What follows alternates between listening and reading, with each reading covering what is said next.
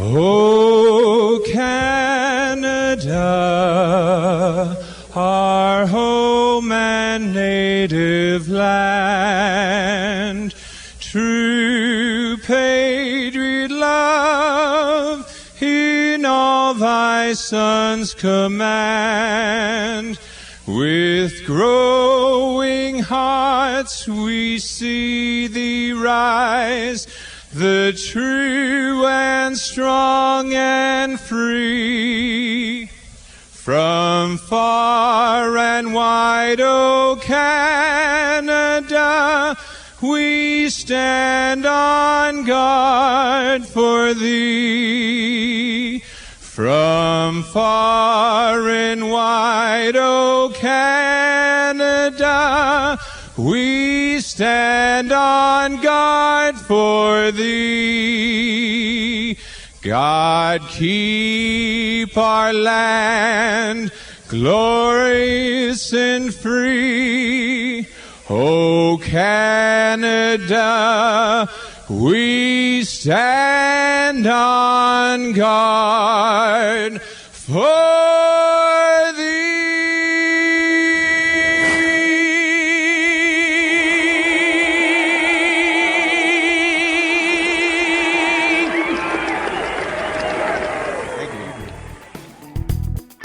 Welcome to Good Seats Still Available, a curious little podcast devoted to exploring what used to be in professional sports. Here's your host, Tim Hanlon. All right, let's do this, everybody. How are you? My name's Tim Hanlon, as announced. I appreciate that from our dulcet-toned announcer, Mr. Corey Coates. Thank you, sir, as always. This is the podcast that is devoted to what used to be in professional sports, our curious little journey each week into that genre. We call it Good Seats Still Available. I appreciate tremendously you finding us on whatever device that you have downloaded and or streamed us. If it's a return visit, we welcome you back. And if it's your first time here, we can't be more thankful for giving us a try in the vast array of podcast choices that are out there for you. And we're humbled. We're grateful for your giving us a few minutes of your time, and hopefully we'll entertain and maybe even educate you a little bit. I do want to say at this very moment, however, I do want to apologize to all of our Canadian listeners who probably endured that clip at the top of the show and maybe even are scratching their heads as to like, what the hell was that? Well, what that was, of course, was an attempt at the Canadian national anthem. And if you're a Canadian football fan, Canadian Football League in particular, you may remember an interesting period of time in the early to mid 1990s, in particular 1993 to 1995, when the Canadian Football League, the CFL, got stars in their eyes, shall we say, and eyed this sort of wacky thing called expansion. And not only was it just expansion generally, and maybe even considered in the country of Canada, but south of the border, actually the United States. Let's put teams in the Canadian Football League, expand them into the United States. What a great idea. And for a while it actually was, and there's some interesting pockets of history and some anecdotes here that you'll see that the Canadian Football League was not completely in left field by trying to consider some still relatively fertile professional environments in the United States as expansion franchises. But as we'll hear in our conversation with journalist and longtime sports writer Ed Willis, he, the author of a fascinating book about that 3-year period of time with the CFL called End Zones and Border Wars, the Era of American Expansion in the CFL, you're going to hear a whole bunch of crazy, unbelievable, and just downright wacky stories and anecdotes and mishaps and malapropisms and you name it about this insane little adventure of the CFL as it decided and pursued expansion in the United States. That clip that you heard was from a 1994 game between the Las Vegas Posse and, I don't even remember what team they were playing, but it kind of doesn't really matter because the team didn't last. It barely lasted a year. But the singer And this is a good example, a good microcosm of the league itself. His name was Dennis K.C. Parks, I believe it was. He has under the pseudonym of Greg Bartholomew, sang or attempted to sing the national anthem of Canada, called, of course, O Canada, referred to as O Canada. But after a couple of bars, kind of got lost with the tune and kind of defaulted. Got the lyrics right, good for him. But the tune, unmistakably, sounded a lot more like "Oh Christmas Tree," and that's what you heard and got. And it became a very famous clip. I think most Canadian sports fans know that clip very well. But it's indicative of just a crazy series of stories and history and anecdotes around this silly, unbelievable, hard to believe 3-year adventure in the 1990s of the CFL and its American expansion. And that is the conversation today, this week, with Ed Willis, coming up in a couple of seconds. I encourage you to listen early, listen often. Maybe you want to repeat a few things because there are going to be some things that you're just not going to believe, frankly, in this chat with Ed coming up. So promotionally, let's talk about a few things, shall we? Audible books or Audible audiobooks, of course, one of our longtime sponsors. We appreciate them tremendously. And if you want a free audiobook download to give a trial, shall we say, of what an audiobook is all about, you couldn't do any worse than by going to audibletrial.com/goodseats and getting yourself a free 1-month subscription to the Audible service. And, of course, getting a free audiobook download from the gigantic trove of over 180,000 titles to choose from. And there are all kinds of genres out there for you to enjoy. Just pick one. I think you'll enjoy the process. You'll enjoy listening, and I think you'll enjoy the whole concept of listening to a book versus having to strain your eyes and read it as such. You can cancel at any time, and you'll be given a little bit of love to us financially. We always appreciate that because Lord knows we're not a charity. We need a little scratch to kind of keep us going here to get these great stories like the CFL conversation we're going to have in a second to you. And by going to audibletrial.com/goodseats and giving the service a try and getting a free audiobook download, you're going to be helping us along the way. So we appreciate Audible for their sponsorship, and we appreciate you for giving them a shot as well. We tremendously appreciate it. Also, our friends at sportshistorycollectibles.com is well worth your time. They are there for you to explore all kinds of interesting memorabilia and stuff from teams and leagues, either in different incarnations or frankly, just no longer with us. You name the sport, there's probably a chance that sportshistorycollectibles.com, if not now, very soon, will have all kinds of interesting inventory for you to consider, to choose, to see lushly photographed and presented on the website. And of course, if you find something that just immediately tickles your fancy, either for you or a friend, a loved one, and you want to make that purchase, you want to make a couple of purchases, well, we've got you covered, friend. Make sure you use the promo code GOODSEATS. Yep, that's GOODSEATS. That's the promo code, because when you decide to buy something, you just enter that little promo code there at checkout. And what are you going to do? You're going to get 15% off your purchases. sportshistorycollectibles.com. Use the promo code GOODSEATS and get 15% off all of your purchases. So that's awesome. We thank them as well, of course. All right, so let's get to our fun chat with an amazing, interesting curiosity, an asterisk, if you will, of pro football history, the Canadian version of such, the CFL and its various exploits in the early to mid 1990s as they expanded to the United States. A fun chat, and here it is with Ed Willis.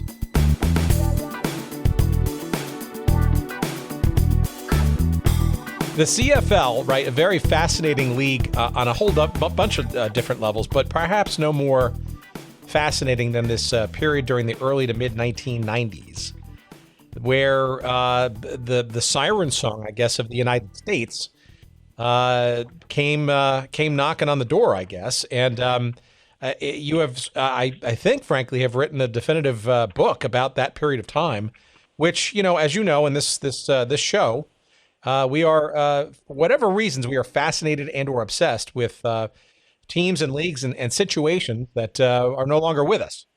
And we appreciate your taking time and stuff. So do you maybe want to give our audience a little bit of background about who you are and your career path and all of that, and then maybe if you can figure out a way to smoothly segue into why you felt a book about this particular period of time in the CFL's history.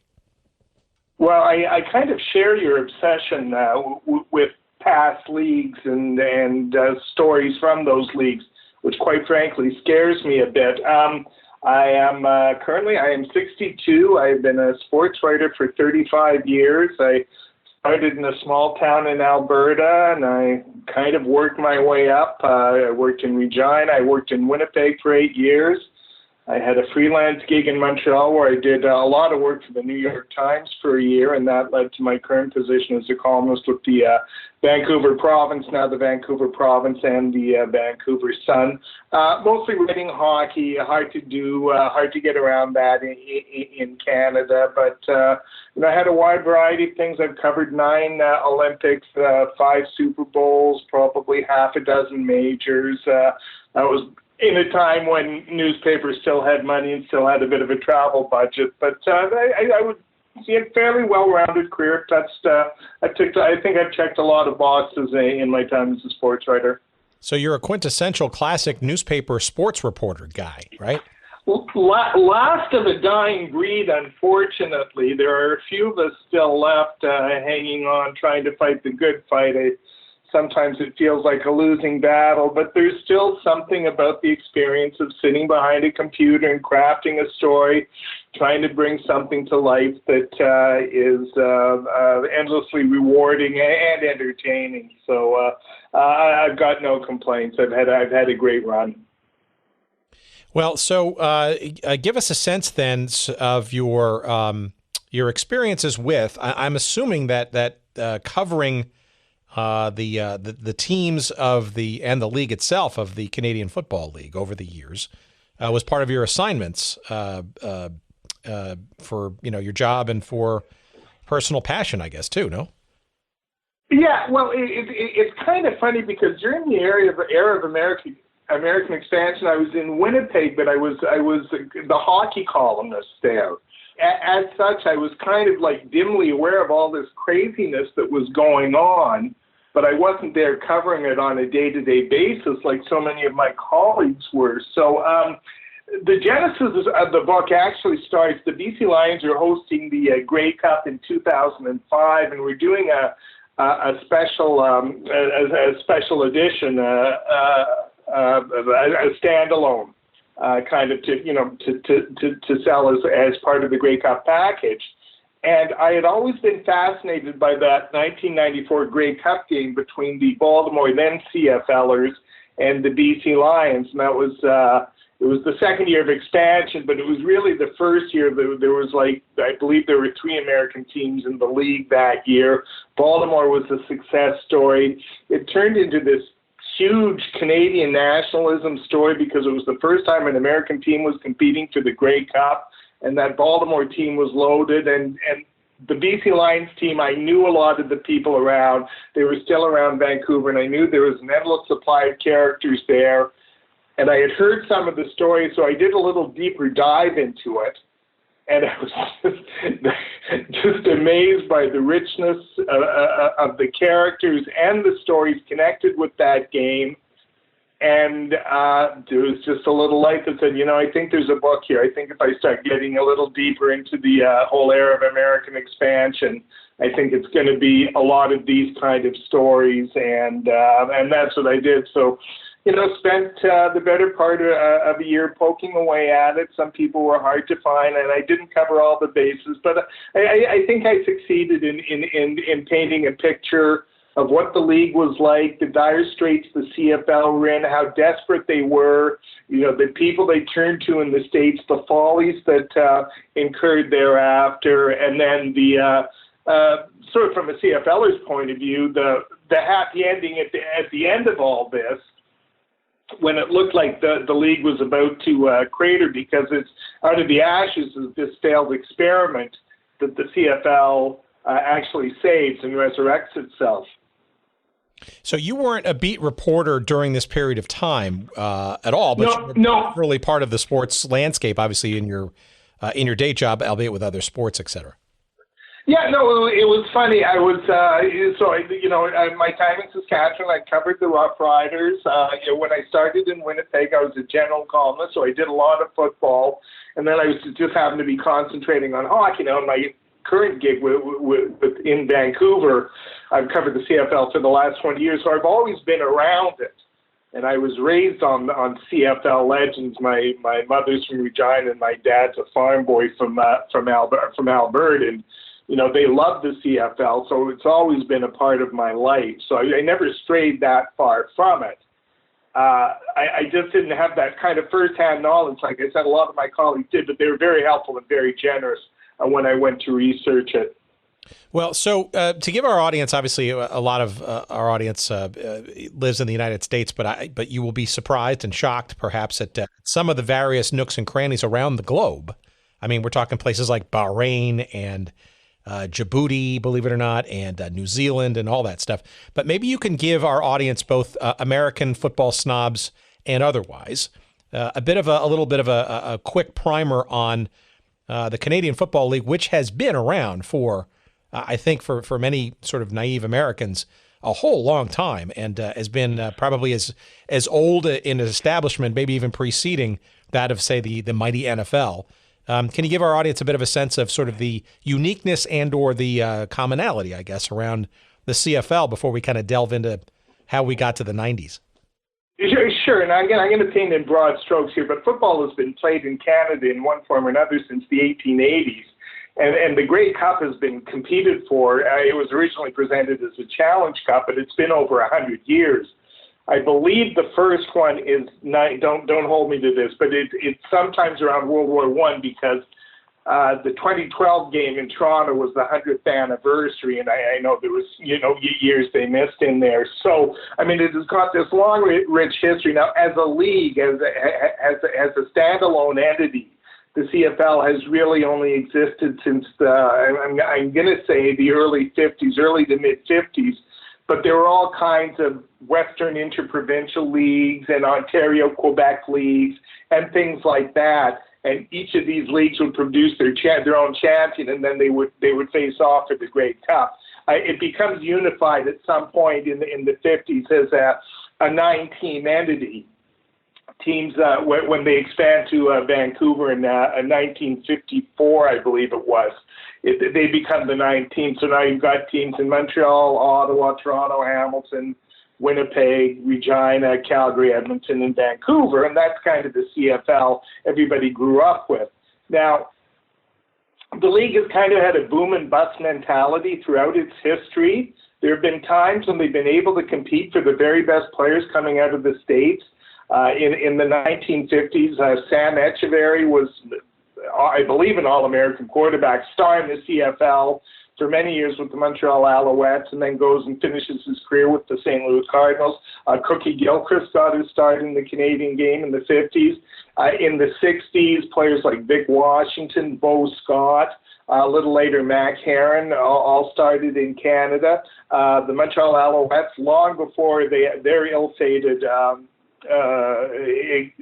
chasing of American football stars, they brought Tom Cousineau to the CFL when he was was slated to be the first overall draft pick in the NFL draft. So there have been times when the CFL has I shouldn't say challenged, but they've been competitive with the very best players. And then there are times when they've kind of teetered on the brink of disaster. And the period we're going to talk about was probably the most glaring example of that, because it was, for a whole host of factors, the league was just hanging on by its fingernails, which is why they basically turned to this idea of American expansion as seed money to keep the operation going. Yeah, that's really interesting. We'll get to that in a minute, but perhaps as more of a bit of a prelude, there's always been sort of this interesting, I guess, fascination by football fans in the United States, maybe more as a curiosity than an out-and-out obsession or fascination, right, with the version of football, American football, quote unquote, played above the border, both in terms of, say, the size of the field and the number of the downs and the approach to scoring and all that kind of stuff. But it even there are some dalliances over the years, right, with some U.S. neutral site games and even some bits and pieces of television coverage, even before we get to, say, the 80s and 90s when, television was exploding and there were, people seeking sports programming in from all corners of the globe. Oh, yeah, no, 100%. And by far the most fascinating game, and would that they were filming this one, but I believe it was played in Ottawa, and it was against the New York Giants and the Ottawa Rough Riders. And I dug and I finally found game reports of it. So if I remember right, they played two halves, and they played the first half with American rules and the second half with Canadian rules. And that New York, it was coached, I'm pretty sure Ali Sherman was the coach. I'm pretty sure Wyatt Tittle played in that game for the Giants. And I don't know who else would have been, but it would have been very close to the team that, played the Baltimore Colts in the famous 57 NFL championship game. So there's that one. I believe the longest sort of sustained series was against the early AFL teams. And I know that, like, the Buffalo Bills played the Hamilton Tiger Cats. I think there were 3 or 4 of those games in the early 60s. So they have gone, there is a bit of a history there, for sure, which predated, that area you're talking about. When, the CFL kind of, becomes a bit of a curiosity piece for ESPN when they're starting off, and some of the other cable networks. Yeah, that's very interesting. I was naive or unaware of that, the NFL exhibition and even the AFL exhibition and games against the CFL. I was just even thinking about just some simple neutral site games, especially in the 50s and 60s, where two teams from the CFL came to places like, Portland, Oregon, and a few other places to kind of, I guess, demonstrate the sport. But it's also very interesting, too, that from my crack research here, my understanding is that the 1954 NBC sports unit covered 13 games of the, I guess it wasn't officially known as the CFL at that point, but just before it. I think ABC in 1962 even had the Grey Cup final, which was, famously known as the Fog Bowl. I don't think even the game finished. You mentioned ESPN in 1981, which was obviously a fledgling all sports network looking for as much programming. But I think very most interestingly, and I saw a bunch of these things on YouTube a couple of days ago when searching this up, when the NFL struck, the players' strike occurred in 1982. Talk about a scramble for NBC and CBS in the States to fill the time for at least those weeks with football-related programming. CBS went sort of the small division college route in the United States. But who came a-calling in 1982? NBC up north.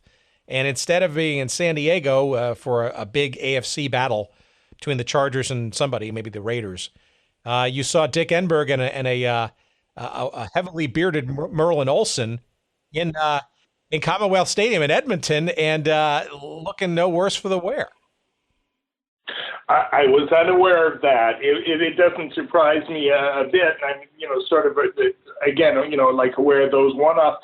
Why do I want to say that broadcast of the Fog Bowl was part of Wide World of Sports? It was ABC, was it not?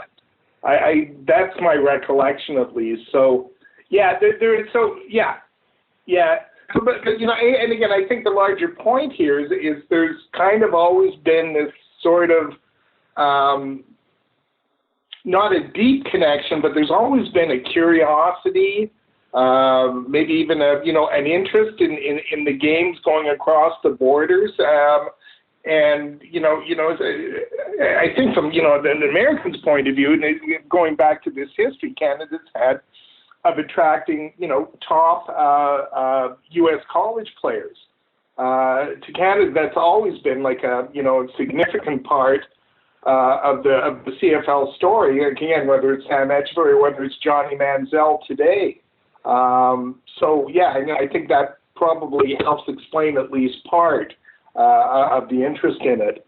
Well, so let's get into, obviously, let's start skating into the CFL circa early 1990s. And perhaps an interesting little inflection point that could be helpful to our audience is we obviously know that the USFL had been going on during the early part, the mid part of the 1980s, but the NFL was also rumbling around with this thing called the World League of American Football, which was sort of an attempt to kind of Europeanize the game and get some teams interested and sort of internationally spread out the sport. But it's important to know that the WLAF story a bit, because it was also part of the germination, I guess, of what the American expansion wound up becoming in the CFL. But maybe before we get there, what was the CFL like in the early 90s? Because it does sound like, especially the way you've written it, you said hanging by its fingernails, but some really trying times for this league that arguably was, well historied and ingrained in Canadian sports, the Canadian sports landscape. Yeah, well, again, in keeping with this theme of the boom and bust mentality, they had a rich television contract with Carling O'Keefe that really paid the bills and ensured viability for all 9 of the teams. And I'm going to say it ran out in 1986. And there was nothing to replace it. There was a Brewery War going on in Canada, and the CFL was seen as this property they had to line up with, and then it just kind of disappeared, and teams were left scrambling. So this period of crises really it's really running for about 3-4 years, and they kind of, there's a kind of some successes and there's troubled franchises, but as the CFL always does, they struggle on and they find a way to make it to the next payday. Early 90s, a couple of things happen, not the least of which is Bruce McNall shows up as the owner of the Toronto Argos. And, in so many ways, he epitomizes this era because, he promises flash, he promises stars and to bankroll this operation, which is almost like a borderline NFL team. They go out and they sign Rocket Ishmael. The most famous, I don't know where, I can't remember if he was going to be the first overall pick that year. I believe he was, to Oakland. But they swoop in and sign him up. They've got John Candy as one of the owners of the team with Wayne Gretzky, so they've got this Hollywood connection. So they're selling this, glitz and glamour, and of course Bruce McNall didn't have 2 nickels to rub together, so he'd soon be painfully obvious to everybody. So that kind of is going on in BC. There's another fly-by-nighter by the name of Murray Pezim, who's a stock promoter, who would easily gain and lose millions of dollars in any week, and when he was flush, he was fine, but as often as not, he would lose whatever he made. But he brings Doug Flutie to the CFL too. So there's this promise that the league is entering this exciting new era with great stars and all the rest of it. But underneath it, there's these people just didn't have the money, just didn't have the wherewithal to sustain anything over the long term. This also comes on the heels of in the 80s, the late 80s in particular. Well, a couple of times in the 80s, perhaps maybe a symbolic, perhaps precursor of some of the troubles in the story of the once again, then not, and then yet again, Montreal Alouettes. Maybe a little bit of background on that, because that I think it's a good scene setter for perhaps. I'm sorry, you're right. You're right.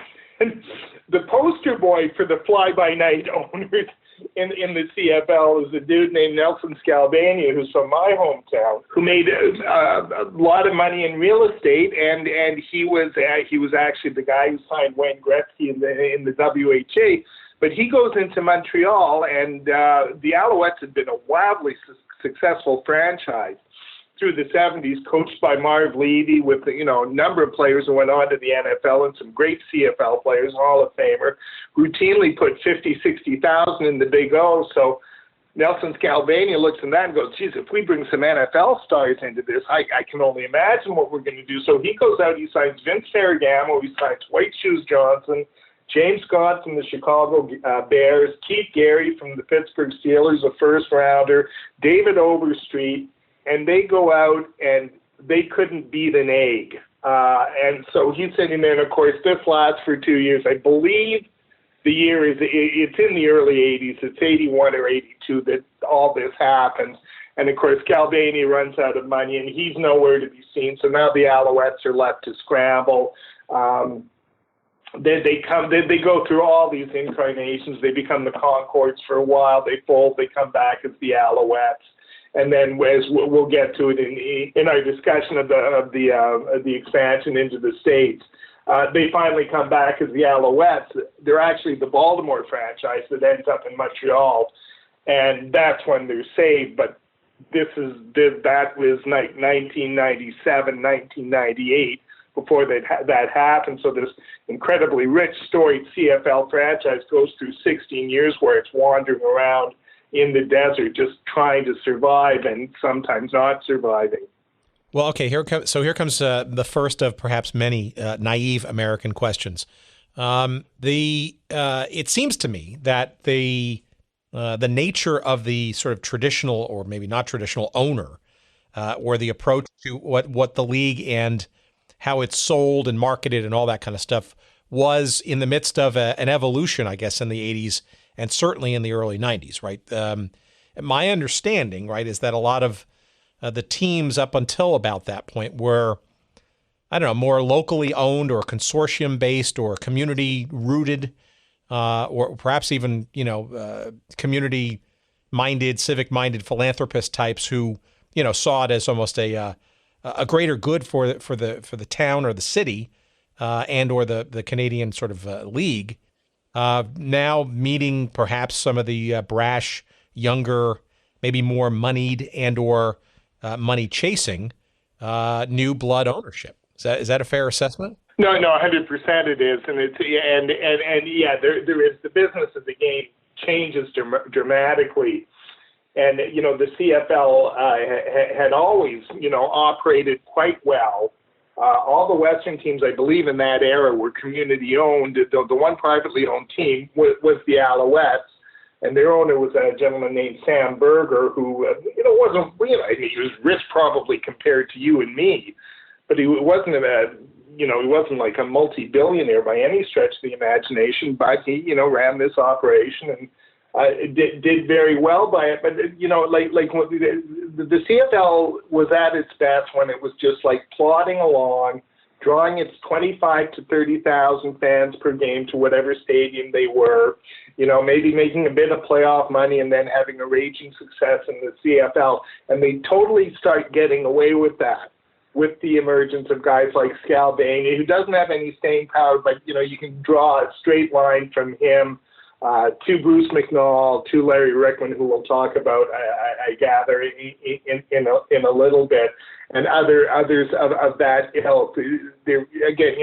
venture capitalists is a really polite term for it because not any of them had the wherewithal to sustain anything. And that really becomes the downfall of the American expansion agreement. And the funny thing is the guys with real money who bought American franchises were only around for a little while, and they took one look at it and looked at the losses and walked away. They just said sayonara, and that was it for them. Well, it is also, I guess you could sort of characterize these guys as certainly something quintessentially American, this sort of sports entrepreneur, right? And there's always been a long strain of, we've talked about this on many of our previous episodes, right? Sort of this, we always come back to why this league, why an expansion, why this team, why the sport. And a lot of it winds up, sometimes in a torturous way, back to, so-and-so was a businessman, or he or she, mostly he saw the opportunity to make a buck, right? And we've seen it sort of over and over again, but it almost seems like that sort of, that American arrogance / entrepreneurialism, capitalist kind of mindset almost was a bit delayed, I guess, when it came to the CFL until maybe the modern day 1980s, 1990s. Yeah, no, and I get that, and I think the other part of the equation is simply it was so cheap to get a seat at the table, compared to what NFL franchises were even then. I mean, you're talking about like a couple of million, and and you can sit and you can entertain the idea of building your own team in a place like Toronto or in a place like Montreal, which are fairly big markets. So yeah, like I said, I get that. I guess my point would be why anybody would look at the CFL and think this was the path to untold riches is beyond me. I mean, there was a very well-established history, very well-established business practices, all those things that should have told them this isn't the kind of league where you go in and drop millions. It just doesn't work that way. And that's really, that leads to it eventually. Now, obviously, there are other factors involved, which we're going to get to here. But it was. I guess I just wonder why they thought the CFL would have been profitable to the extent they thought it was going to be profitable. Well, all right. Let's talk about sort of the early '90s in particular. 1992, right? Because there's a gentleman by the name of Larry Smith who becomes somewhat integral to this this big, rich, and sometimes hard to believe chapter of the Canadian Football League's history. Who is Larry Smith, and how did he get to this position? And more interestingly, who was doing the bidding for this idea of possible expansion in the U.S.? Was it him and his thought process, or was he kind of just part of the owners or a group of owners changing desires, I guess, for what the CFL might want to become? Sure. Well, let's start with Larry Smith. Now, if you're going to do a composite of the perfect commissioner for the CFL, this is the guy you would have come up with. Former player with the Montreal Alouettes, bilingual, fluent in French and English, MBA, I want to say, from McGill.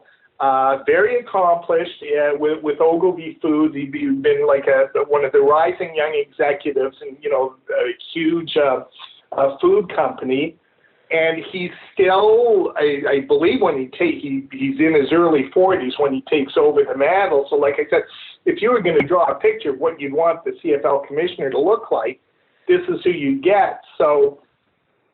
And so I'm just drawing a blank on who he succeeded now, but there were overtures made, and they looked at a couple of other guys before they said him. But in talking to Larry for the book, the very first meeting he has, and I want to say, I know Rickman is one of them, but he has said, look, we are going to go ahead with this plan for American expansion, whether you're on board or not. This is already happening. So the wheels had been turning before Smith was hired. They just appointed Smith as the front man to sell the idea, and that became his job. But the direction, the map was already set out, and they were headed down that road, and nobody was going to dissuade them from it. Yeah, and the guys who were kind of either behind Smith's hiring and or coming up with sort of the agenda, I guess, that Smith was hired gun to become or to sort of make happen. You're mentioning a few of them, right? So one's Larry Rickman out of Calgary. I guess Bruce McNall out of Toronto was sort of part of that mix. Are there any others, and or was it a minority sort of overrun of the owners, or was this sort of a drumbeat with more actors? Yeah, in going back, I couldn't find anybody who was standing up saying, no, this is a terrible idea. This is going to ruin us. We're going too fast. Look at who we're inviting into our league. Don't let this happen. And if they did, they kept it to themselves. There may have been dissenting voices on the Board of Governors, but they weren't loud, and they certainly weren't public. And by far, and guys like Rickman, who is very much part of this venture capitalist group who saw great things for the CFL and really didn't have a whole lot of money of his own, fits again into that. This McNall, Murray Pesum, Nelson Scalvania kind of club of owners, and he's one of them. If I can just double back, it was they had been talking about expansion to CFL as an ongoing thing right back into the late 80s. Bill Baker was the commissioner of the CFL for a very short time, but I did talk to him, and he said, yeah, it came up at the board, but they were talking. It was a completely different idea. This first incarnation of it, it was smaller border towns. They were looking at going into, and nothing like what it became. So the idea was there. The seed had been planted. And again, when you look at Rickman, when you look at McDonald, when you look at all these guys, you can understand why they thought this was a keen idea, because they're just looking for the seed money from the franchises that they're going to get. And the first guy to step up is Fred Anderson.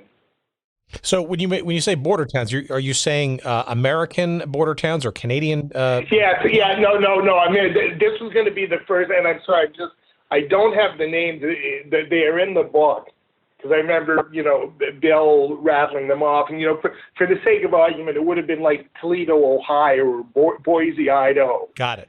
Kind of smaller American cities that they thought would welcome, would be an easy sell for the CFL. Interesting. And nothing became of that, of course. But, I think the larger point is, the seed had been planted. That idea was in the air. And then when McDowell and Rickman and these other characters come along, you can say, well, why would we go there when we can go to Baltimore and we can go to all these other places who will, spend millions for a CFL franchise? That's very interesting. Well, it seems that Smith didn't waste too much time, because by the summer of '92, he was already architecting an exhibition game between two teams of the league, the Argonauts and the Stampeders of Calgary. In Portland, Oregon, I think they got something a little over 15,000 at Civic Stadium there at the time. And I guess maybe you've got some color behind this. I guess this was, I don't know, something approaching a showcase game or a test of the proposition that, the Canadian game could maybe make a go of it south of the border? It certainly turns out that way. Now, I didn't spend a whole lot of time on that game in the book, because, there are other things going on. But again, I think it sort of indicates what the mindset of the CFL Board of Governors was at that time. And they were definitely looking at the United States as an answer to a lot of their ills. And I think, the larger development there is the WLAF, and why, if you're picking a league, are you going to pick that as the acronym for your league? But another story for another time. Yeah, it's actually important, though, right? Because circa 1992, right, it was the second year of this aforementioned World League of American Football, or WLAF, as you like to say. I've never heard that acronym, but we might as well go with it. And it's also very interesting, too, because, right, you've got this exhibition game going on in the summer, and you've got basically the second year of this NFL European / semi-American experiment that really was kind of coming to an end after a 2-year cycle. But it did show, right, that at least in a couple of markets in the United States that didn't already have an NFL franchise, that there were, shall we say, hints of viability to support professional football on some level, right? Yeah, no, 100%. Yeah, there's a WLAF team in Montreal too that I think exists for a year, and I believe they made the championship game in their 1 year of existence. Yes, the other thing the Montreal is Machine. The Machine. There in we Montreal. go. Yeah. So but the other thing is and I think just as is important, it identifies parties interested in owning a football team. And I know, I did a book on the WHA, and that becomes really important, identifying potential owners. People who have a real deep-rooted interest in owning and operating a professional franchise. And Fred Anderson ran it was in the WLAF. It was the team in Sacramento, was it not? That's correct. The Sacramento Surge. Surge, who give birth to the gold miners, who become the first team in expansion. But it's Anderson was bound and determined to have a team in Sacramento, and I guess he wasn't all that fussy about the league he was going to join, because when the CFL approaches them. It's a pretty easy sell for them. Well, and also joined by, although more ill-fated, was Larry Benson of the then San Antonio Riders of the WLAF. I guess the idea was to have them, as the newly rechristened San Antonio Texans, join as basically the first two of the franchises. And I guess it was, I don't know, it was not meant to be, but by January of 93, the CFL, by a pretty large margin, I think Winnipeg was the only dissenting franchise, voted to expand to at least one, in this case, one team, the Sacramento Gold Miners in 1993, the first foray into the United States. I just wonder, and I don't know if you've got an answer to this or maybe some perspective, right? But knowing that the WLAF, the World League of American Football, an NFL-owned venture, was, sort of nearing the end of its 2-year experiment and then figuring out a way to retool it sort of post-1992, and the CFL with hints of wanting to expand. I'm just wondering if there was any, it doesn't seem like there would be outwardly, but you have to think, is it a coincidence that a team that was in the 2-year WLAF owned by the NFL, jumping, if you will, to the CFL, I wonder if there's some sort of coordination there, or at least some kind of understanding between the NFL and the CFL. Would, on its face, not seem to be the case, but I don't know. Maybe it seems like there was some kind of, interesting collaboration there that makes Sacramento and then at least possibly a San Antonio franchise to come in to this new. Well, if there was, it was well disguised by both parties, which is interesting because there is an agreement between the CFL and the NFL that comes up in '96, where the NFL basically offers an interest-free loan to the CFL to get them through another one of their troubled areas. But no, I never came across that. In fact, the NFL's role in all this is largely villainous from a CFLer's point of view because of the position they took with the Baltimore club. But no, I never got the sense that they'd enlisted the aid or the NFL was interested in any of this. So the Gold Miners, though, did pretty well, though, right? I mean, I'm curious as to what sort of the Canadian fans and the league itself sort of saw in Sacramento being the one and only American team in 1993. Was it viewed as a success, or was it a curiosity, or uncertain? I believe encouraging would probably be the best word. And you think of it like a first-year expansion team. Now they rigged the rules. They allowed them to play with all Americans. I should add, in the CFL there are ratios. You have to employ so many Canadian players and so many American players. They threw it wide open for the Gold Miners. I think they go 6-12 in their first year, whatever it is, but they're competitive. And they're also a reasonably entertaining team. The quarterback's a guy named David Archer, who I believe now does color for the Atlanta Falcons TV broadcast. He played in the NFL. He was a very good CFL quarterback for a lot of years. I believe he'd been in the WLAF with the Sacramento team, and he was very tight with Fred Anderson. I think Fred Anderson regarded him almost like a son. So again, encouraging. They don't draw great, but they draw, I think, in the neighborhood of 17,000 to 18,000 per game in a substandard stadium, Hornet Stadium. I've only ever seen pictures of it. I've never been there myself. But it was, it was like a rickety old, no amenities, none of the fancy things you need to generate revenues in professional sports. So that was it. That was the first time, and it was pretty well covered. Like in going over the source material at that time, like most of the big, there was a game there, and I'm pretty sure it's Calgary goes down there with Doug Flutie. And it's a shootout. It's a great CFL game. It's one of these 42-38 games where the ball's going all over the field and there's a touchdown every 3 seconds.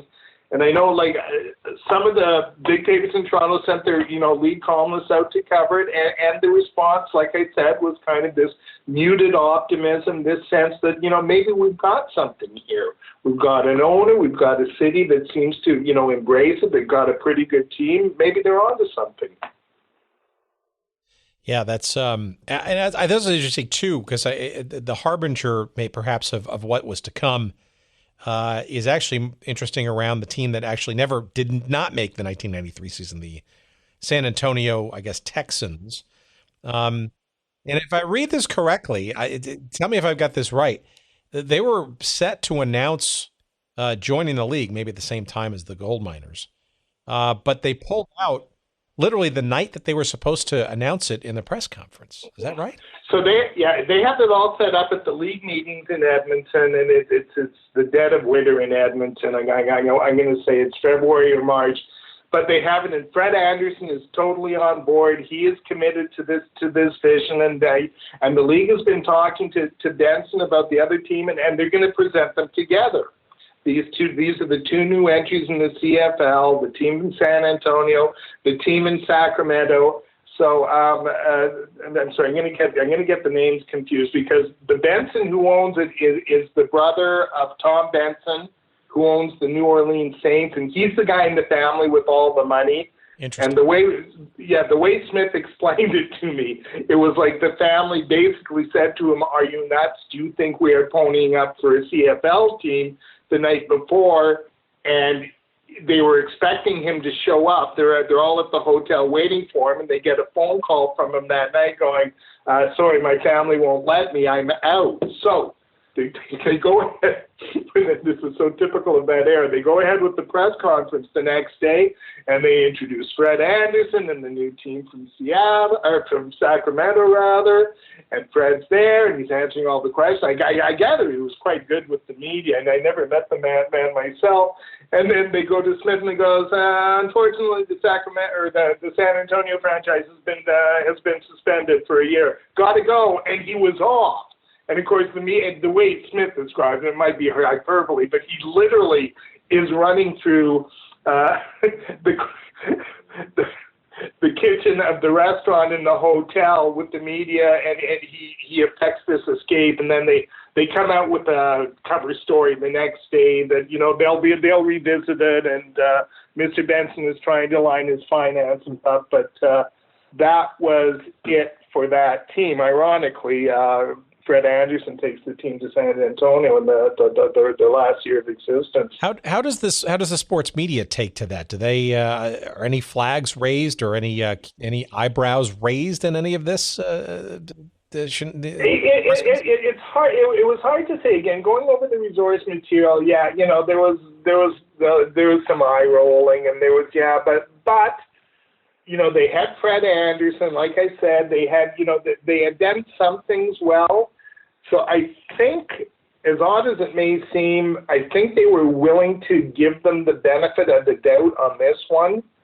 The problem was it wasn't an isolated case. It was a story that would recur over and over again in this tumultuous period.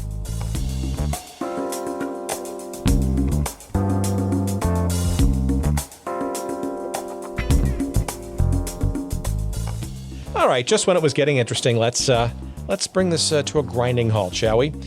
Just kidding. We got to pay the bills around here, and our friends at Audible have been very helpful in attempting to allow us to pay some of those bills, and we want to call them out now and remind you that a free audiobook download is yours for the taking, and also a free 1-month subscription to the service of Audible at audibletrial.com/goodseats. Again, audibletrial.com/goodseats for your free 1-month trial of the Audible service, and most interestingly, a free audiobook download for you to enjoy. 180,000 titles and growing every day to choose from, and there's absolutely no excuse to not find at least one title amongst that cavernous selection available to you that you won't find to be enjoyable and good for the soul, including a couple of books that might be interesting to our audience. And yes, some new ones, frankly, that I'm finally listening to. One that I'm listening to right now is by Carson Cunningham. It's narrated by Paul Bamer, and it's called Underbelly Hoops, Adventures in the CBA, a.k.a. the Crazy Basketball Association, which is really, of course, about the Continental Basketball Association, which for many years was sort of this ragtag minor league of the NBA. And it's a book I'm about 2 chapters into right now, and hopefully maybe a guest will get for a future episode. Also, in my queue, next up, is another guest that I'd like to get. And her book that she wrote is also narrated by her. Her name is Jeannie Buss. And of course, Jeannie is the daughter of Jerry Buss, of course, the wildly successful founder of the Los Angeles Lakers and the LA Forum. And Jeannie is clearly today the brains behind the Los Angeles Lakers today. She and her brothers were active, of course, in things like, along with her father, World Team Tennis, the Major Indoor Soccer League with the LA Lasers, all kinds of stuff. So her book is next on my list. That's called Laker Girl, and that too is available on Audible. And again, it's one of the many thousands of titles that you can choose from when you go to audibletrial.com/goodseats. And again, you too can get your free audiobook download to give it a try, perhaps one of those 2, or perhaps one of the other 180,000 titles available to you as well. Give it a try, audibletrial.com/goodseats. Thanks for listening, and back to our conversation.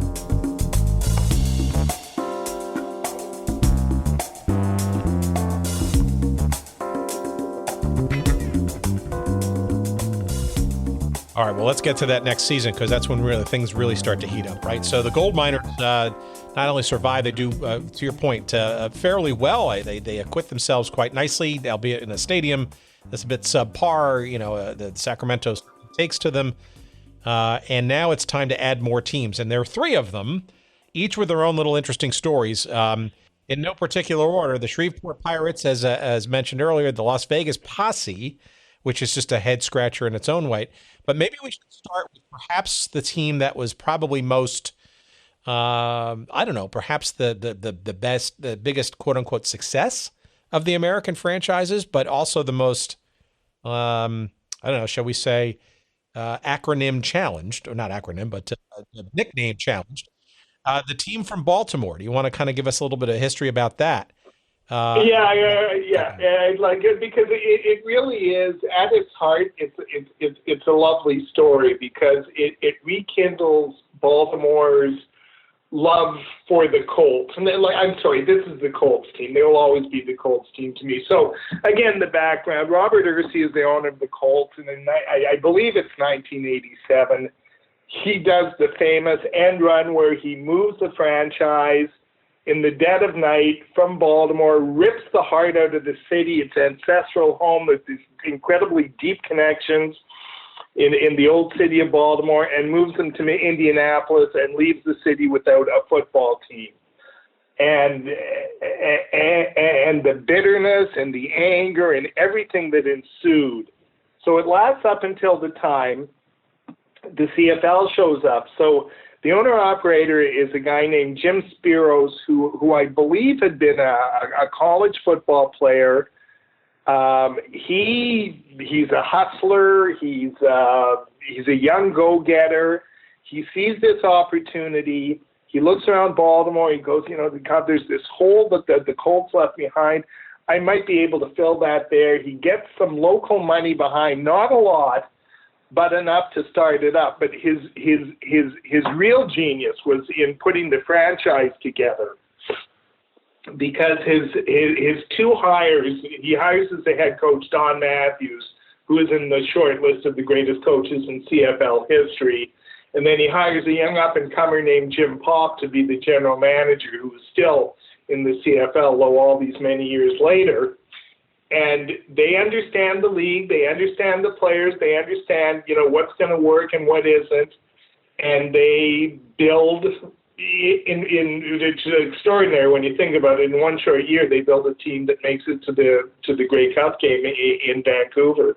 Yeah, that's fascinating, and it's also interesting too that obviously a strong allegiance and a desire to rekindle as directly and figuratively as possible the Colts name, but obviously the Colts name became a problem, and very early on at that. Yeah, and let's be clear, Spiros' whole strategy was directed at resurrecting the Colts. So he goes, they had these things called Colts corrals in Baltimore, and they still existed, and they were like these like little area fan clubs with each one, and he went to them and said, look, I'm going to bring a football team. He brings the old Colts back. Tom Maddie is a really important part of the Colts franchise. He gets Johnny Unitas on board. I want to say John Mackey was part of the group as well. So like he is selling this tie, you know, we are bringing the Colts back. Yes, it's a different league and all the rest of it, but we are bringing the Colts back. So the NFL's original tact is to ignore them, and then when it becomes clear that you know, they're going to see the light of day, and also they're very, very popular in Baltimore for what they are, and more importantly, what they aren't, which is an NFL team. And the whole backdrop of this is the city of Baltimore extending their middle finger to the NFL. The NFL decides they're going to come in and legislate against that Baltimore team using the name Colts. So even at that, it ends up as a win for Spiros and his team, because they're still fighting those dogs from the NFL, the league that ripped our team. Well, now they're not going to let us use their name. Well, you know what you can do with that. So it's like I said, it just became a great story. Now it left them without a name, but at the very first game, and I think we're probably going to get to the Sports Illustrated story, but so the very first game, the PA announcer is announcing the Baltimore team, and he's not allowed to say Colts, so he goes, ladies and gentlemen, you're 1993 Baltimore, and he doesn't say anything, in the whole crowd, I believe there's like 45,000 at Memorial Stadium, screams out Colts. So that's kind of that's the story there. They go through the year, they're known by various things. They finally settle on the Baltimore CFLers. And then the next year they adopt the name the Stallions. But I think for the vast majority of the people of Baltimore, they were the Colts. Yeah, and obviously the iconography, or was emblematic or reminiscent of a horse or some equine kind of related thing, right? So I think they probably did just about as good a job as you could do without sort of officially crossing the line into trademark land. Yeah, and they couldn't have paid for the publicity they got from this thing, too. You know, like I said, in the end, I mean, the NFL, God bless them, is good at a lot of things, but I don't think their strength might be playing the villain at whatever the issue is, and they certainly played that role well in this case, you know, and just going back and reading over it, and I'm, not going to be able to pull details. I do remember it's in the book, but, they had this lawyer who's speaking, in very clinical terms about how they can't, this is an infringement on our copyright and on our property and all the rest of it. In the meantime, you can just see the people in Baltimore jeering at them. So, like I said, it's, everything that Baltimore team, it couldn't have broken more correctly for them than it did that first year, right down to the team they put on the field. Well, it seems like they were. It was almost a year two sort of imprint of success, or at least that this was a smart move on the CFL's part to get into the United States, and Baltimore was, frankly, probably the shining example of why to do so. Because what you mentioned, right? This is a team that went all the way to the Grey Cup and lost in the last seconds, right, to the BC Lions at BC.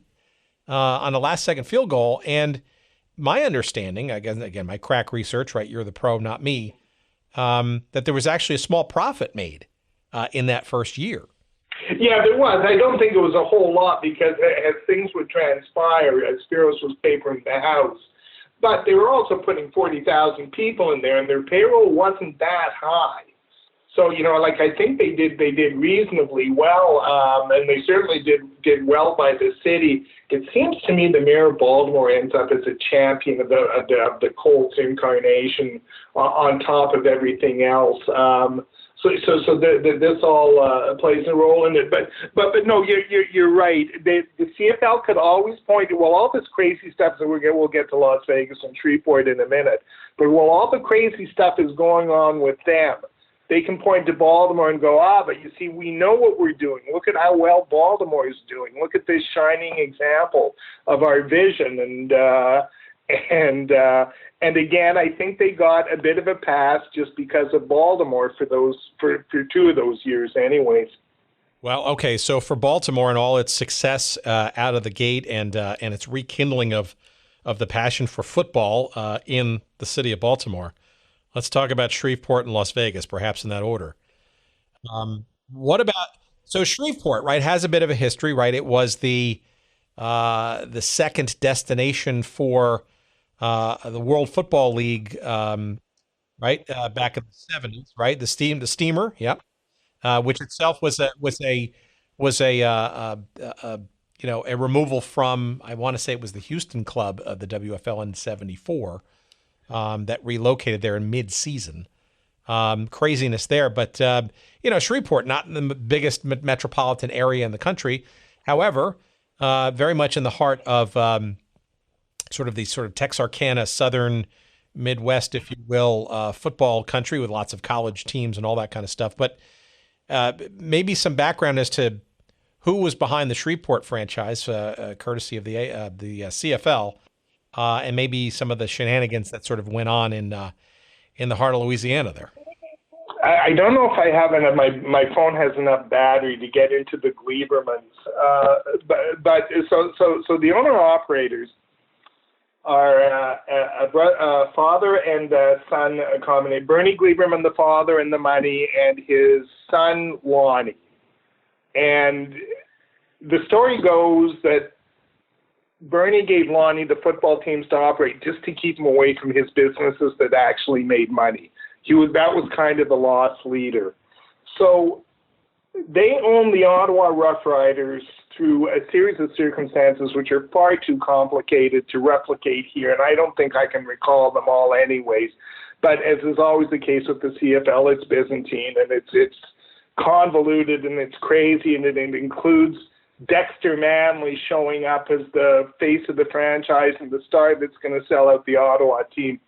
Well, during the off-season between 92 and 93, Lonnie Gleiberman shows up at a bar in Ottawa with his girlfriend. People start mocking him.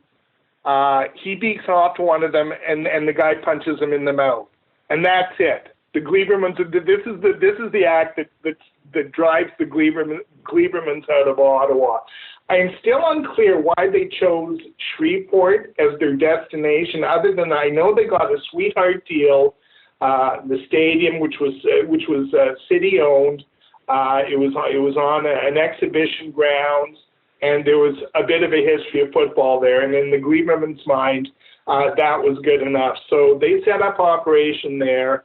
They hired John Hewitt as the head coach. No, I'm sorry. They hired Forrest Gregg as the was it Hewitt or Gregg first, whoever it was.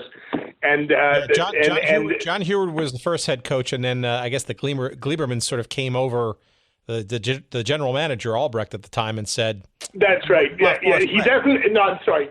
I don't believe Hewitt makes it to the first game before he's fired and replaced by Forrest Gregg. And this J.I. Albrecht character, who's been around the CFL for a number of years, and they're both a little barmy, to tell you the truth. But they set up their operation at the exhibition grounds where the football stadium is, and much hilarity ensues. Shall we get into that? Well, yeah. I mean, they were sort of dreadful on the field, and it sounds like they had some decent support from the locals. And you're mentioning, by the way, there is a football heritage, right? I mean, they're in sort of the Texas and LSU and Arkansas, and they have the Independence Bowl, the college bowl game every year that was sort of started up in the 70s. So there's definitely a football culture there, but it's, again, not the largest market. But it just seems like they, I don't know, it just seems like but before we get to sort of their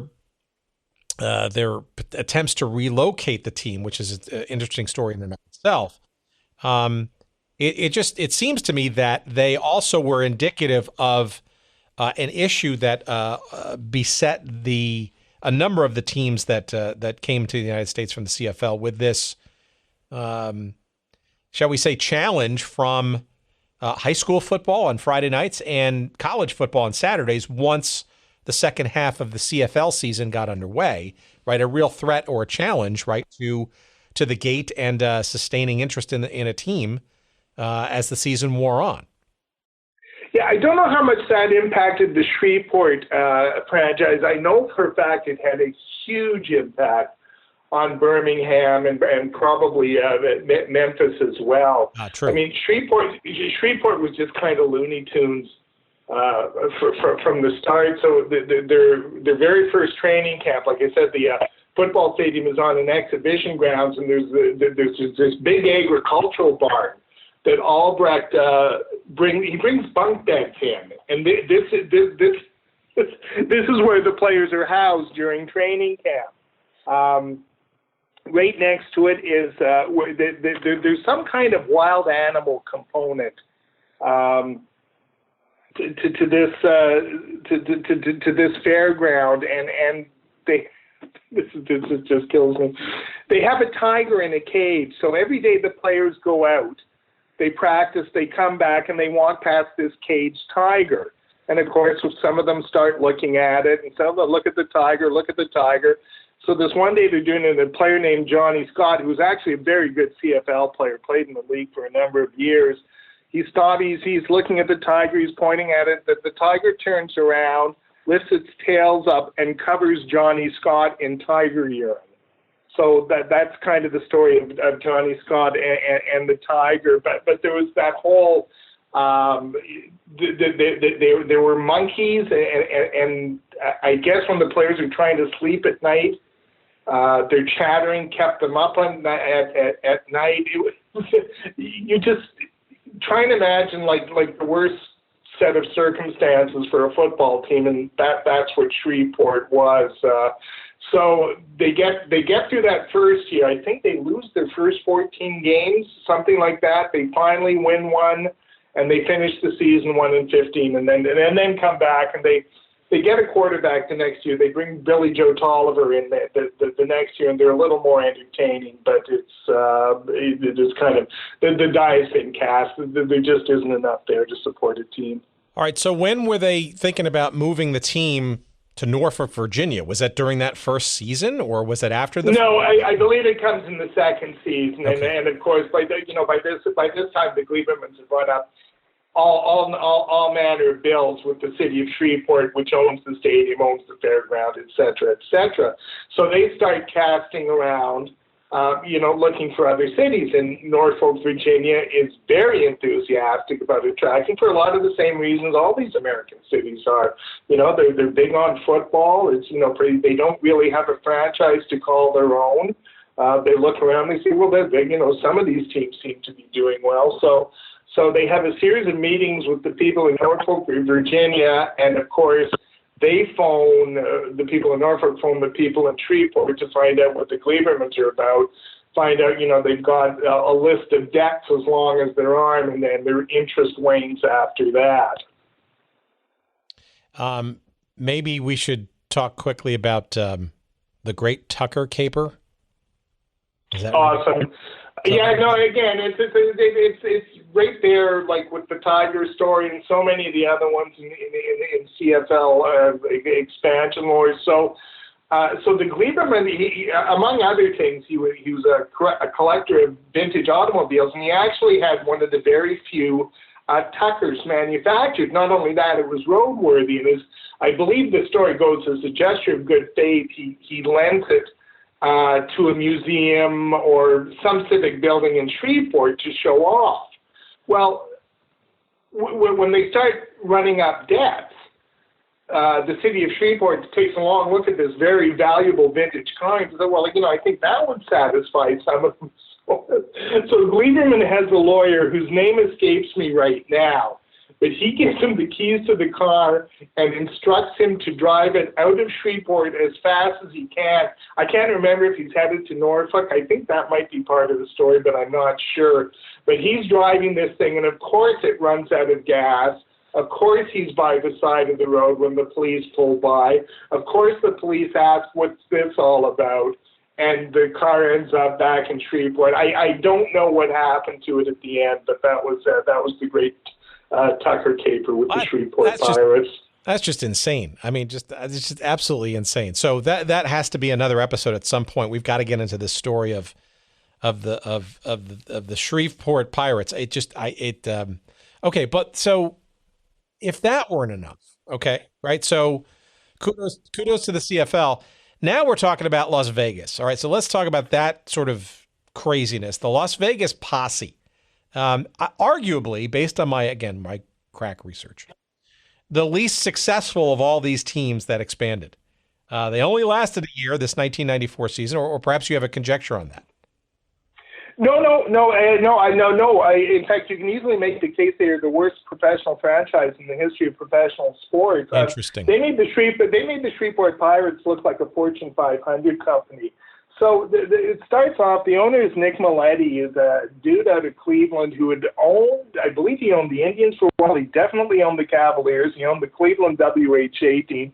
And he's very much a part of this sports entrepreneur, owner, operator, hustler, entertainer, producer who's going to make it big. And, when you think about it, you think of, boy, look at what the hockey team's done there. Maybe he was just ahead of his time because there is no professional football franchise in Las Vegas. So he goes in there. He hires Ron Meyer, a former NFL coach, as his head coach. He goes out and he spends money on some fairly big-name players, the biggest of which was Tamarick Vanover, who'd been an All-American at Florida State, some other pretty good CFL players, and they set up operations. So the Las Vegas Posse's first training camp is in the parking lot of the Riviera Hotel. And they set up this makeshift CFL field. It's actually it's basically, they bring in some plywood, lay down some cement, put down some ground, put grass in, and it's 70 yards long, and there are no field goal posts. So that's where and this is also the dead of summer in Las Vegas, so they end up practicing in routinely temperatures that exceed 100 degrees. So that's funny enough, but the other great part is they encourage the players to cash their game checks at the Riviera Hotel.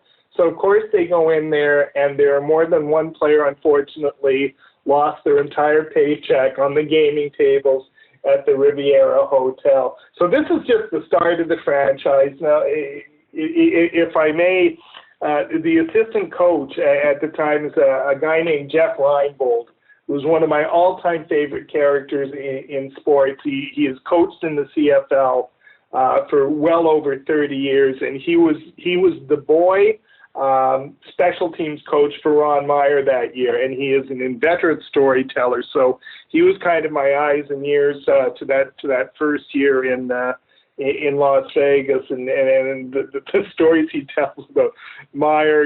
Everywhere you go, he had to make an appearance, and he had slick back hair, and he never took his sunglasses off. But he was kind of this larger-than-life character who was going to sell football in Las Vegas until he didn't. Well, they also they didn't draw very well either. They were playing at Sam Boyd Stadium. That's right. Yeah.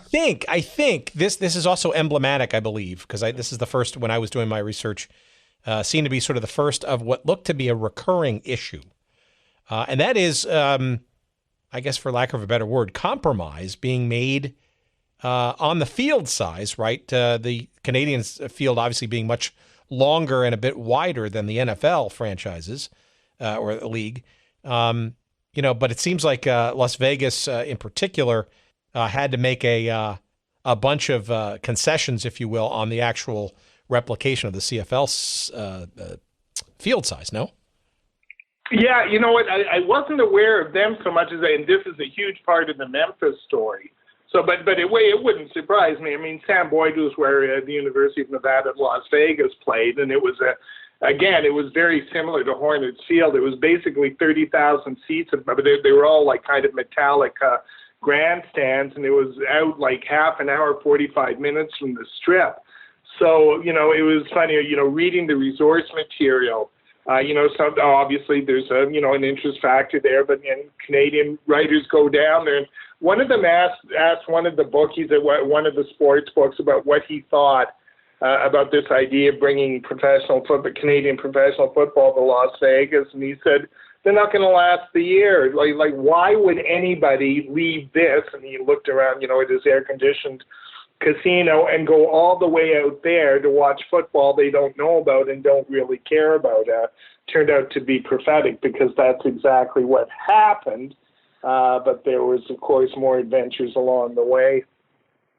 Well, I get the sense that they were looking very much to fold by the middle of the season. I mean, their average attendance was something in the neighborhood of just under 9,000 a game, and I think their second to last home game, they drew what I guess became a lasting and still lasting record low crowd of 2,350 people, the lowest recorded attendance in CFL history in 1990. It's just one calamity after another for Las Vegas. So in their first game, so this is going to be, and it's nationally televised in Canada, and I believe they're playing the Saskatchewan Roughriders, and they find somebody to sing the Canadian national anthem, and they've gone through, and they find this guy. He's recommended to them. They go through an agency. Yeah, here, take this guy. He's sung national anthems all over. Well, the guy gets there, and he gets about 5 notes in, and he loses the tune completely, and he basically ends up singing our national anthem to the tune of "Oh Christmas Tree," and it's since become it is among the most widely viewed sports videos in the history of Canada. It still is. And this guy's name is Dennis Casey Park. And I invite anybody who's listened to Google it, because it is an absolutely epic moment. As I said, from there, it just things are just spiraling downward, and they're not drawing anybody, and they're running out of money. Jeff Reinbold told me, they would write their they would write their game plans on the back of one sheet, and then they were ordered to turn it around, because they had to use both sides of the paper. So they'd have they'd have the game plan on one side, and then next week's game plan on the other.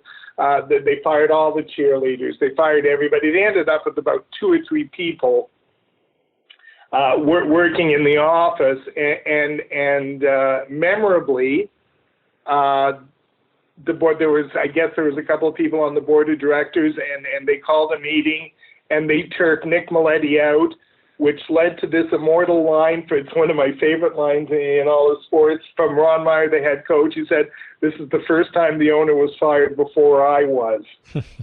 So that's kind of the legacy of the Las Vegas posse. So, based on your research, I'm sorry. One final thing.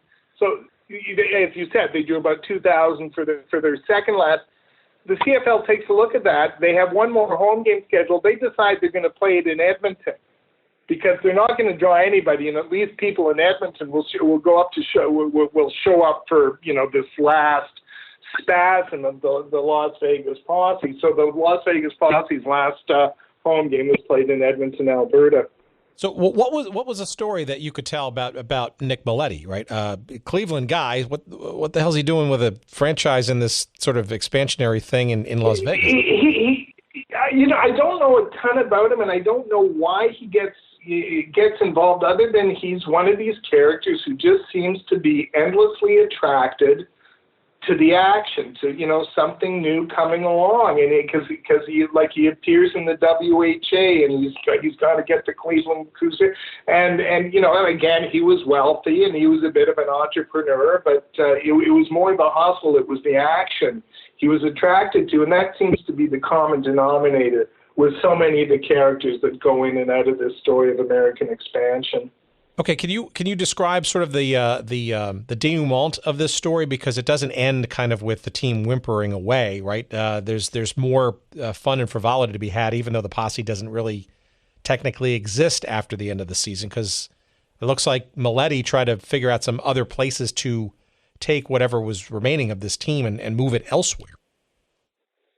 So one of the endlessly entertaining but frustrating parts of this book, of doing this book, is I kept running into these stories where,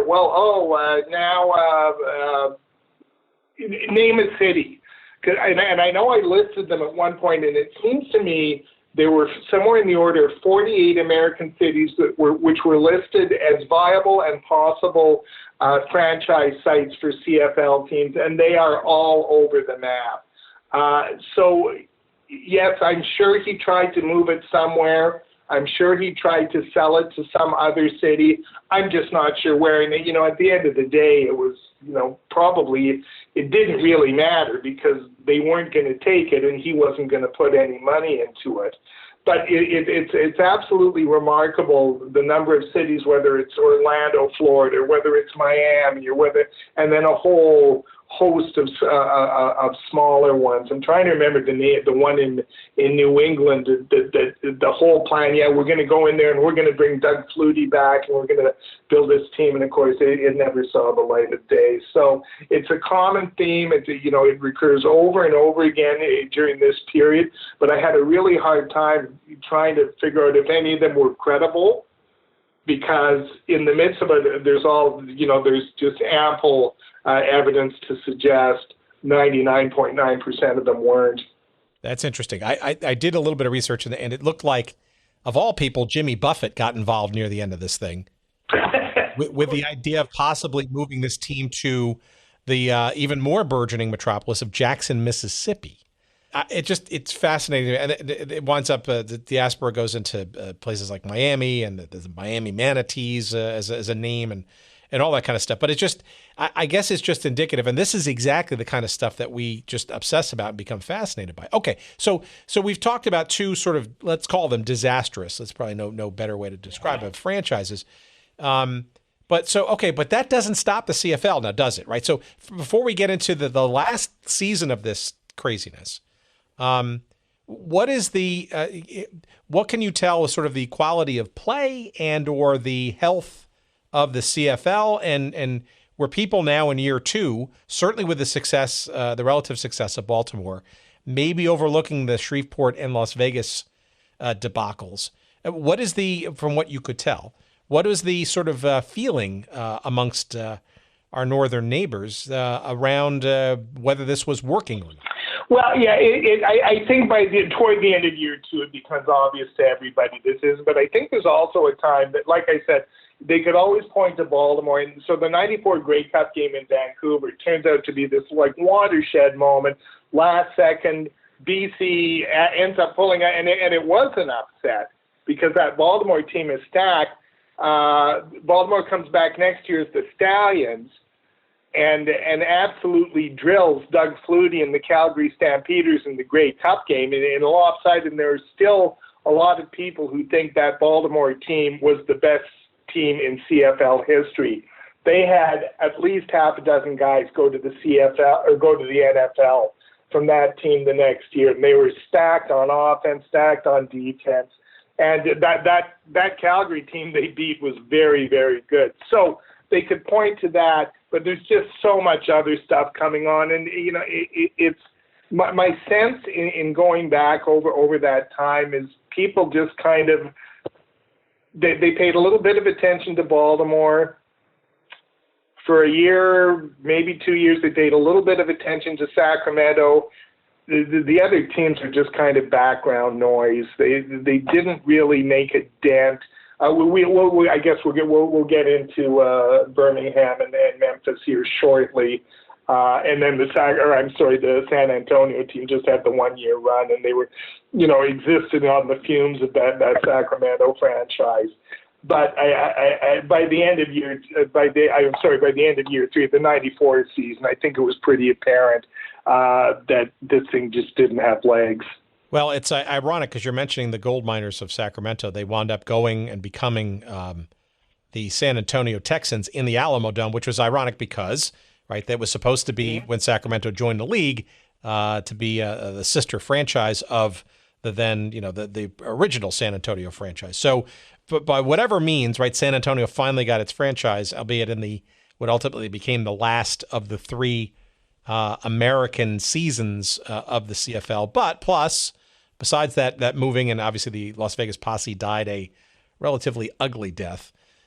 Two new franchises, right? And these are interesting, right? The Memphis Mad Dogs and the Birmingham Barracudas not the names I would have given these teams, I guess. But they do speak to a theme that we've heard over time, right? Where these are two examples of markets that have been constantly overlooked by the NFL and have rabid fan bases and have been wooed and dragged out. It looks like again now with the reincarnated XFL and the Alliance of American Football. These are again, these are always on the short list, these two markets, for quote unquote professional football franchises, because there's absolutely an appetite there and a dearth of the pro game in the form of it not having them not having an NFL franchise. So it seems to me like I'm surprised, frankly, given the WFL, given the USFL, given the WLAF, all before the AFL even, this period of time,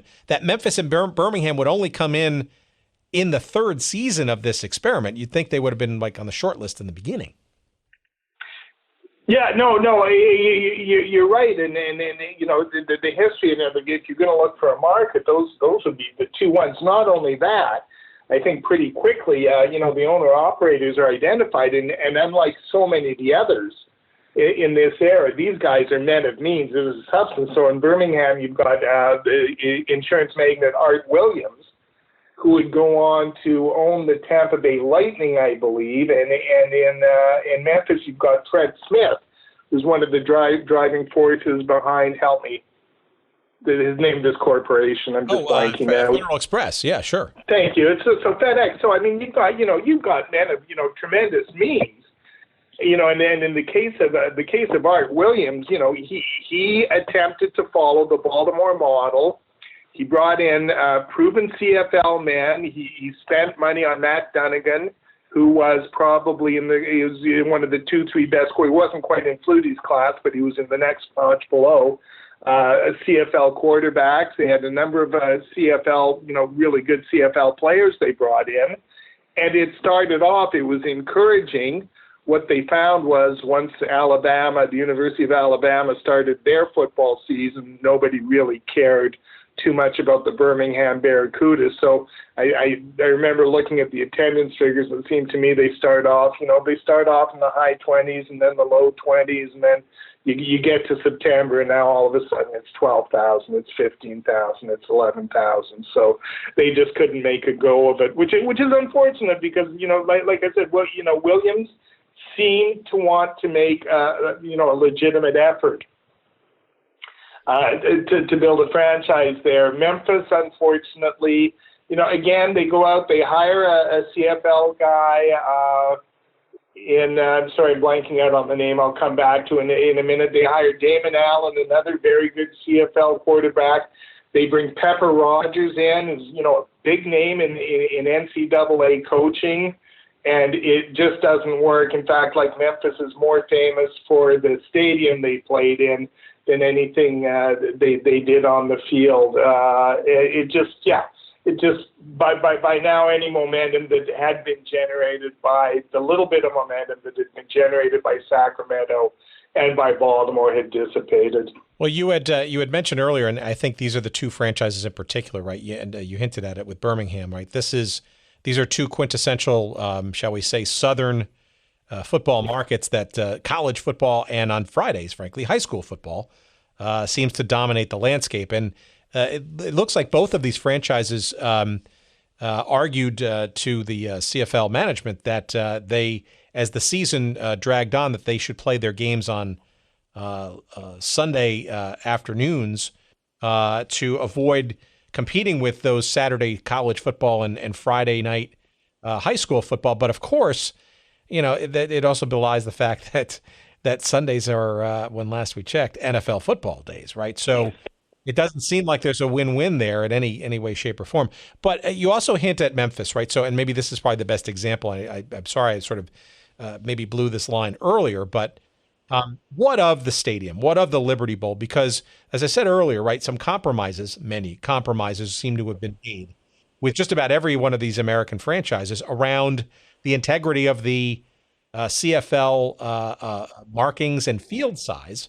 But it seems like Memphis really went out of its way to kind of truly compromise itself now, didn't it?